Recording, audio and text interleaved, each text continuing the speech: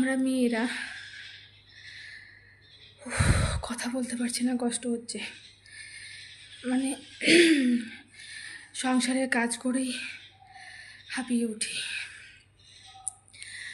তো আজকে আমি ফার্স্ট টাইম বাজারে গেছিলাম সবজি কিনতে। তো বাজারে গিয়ে আমার অবস্থা খারাপ হয়ে গেছে। মানে কথা বলতে পারছি না, নিঃশ্বাস নিতে পারছি না। গরমে এত কষ্ট হচ্ছে, তোমরা দেখেই বুঝতে পারছো এরকম কষ্ট।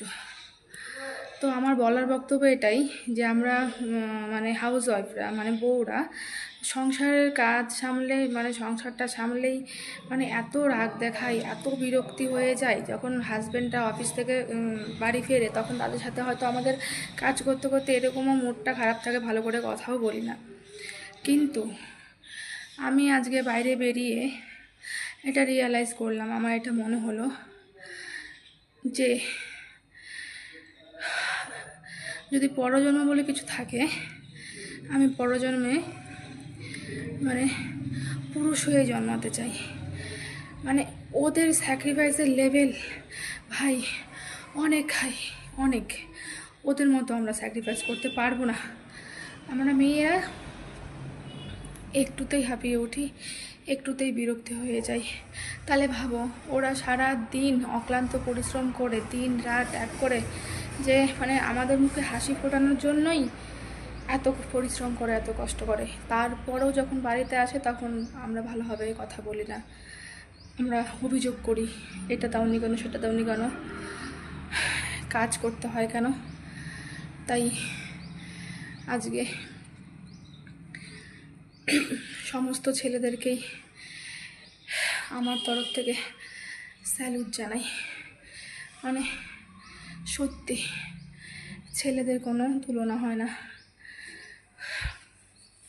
মানে আমি এখন কথা বলতে পারছি না, মানে আমার এত খারাপ লাগছে।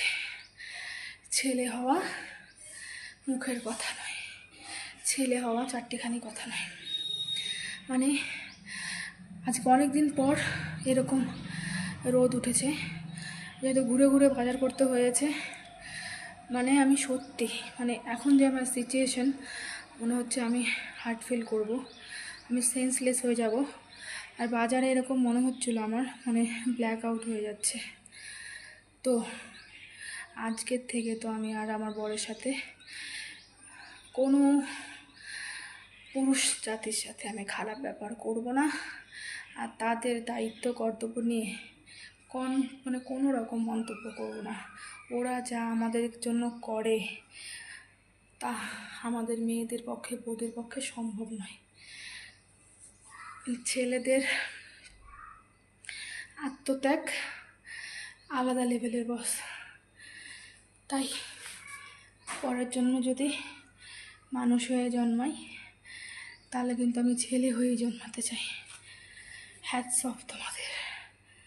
এটাই আমার আজকে বক্তব্য ছিল। চলো আপাতত আমি একটু জল খাই, একটু বসে হাওয়া খাই, রেস্ট নিই। দেখতেই পারছো আমার অবস্থা খুবই খারাপ হয়ে গেছে। এত খাটনি করে এসো, অফিস থেকে ফিরে এসেও বলে তোমার কি হেল্প করতে লাগবে বলো, আমি করে দিচ্ছি। এরকম কথা শুধু ছেলেরাই বলতে পারে।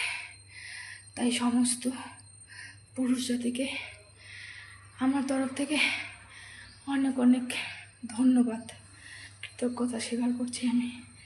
তোমরা সবাই ভালো থেকো। টাটা।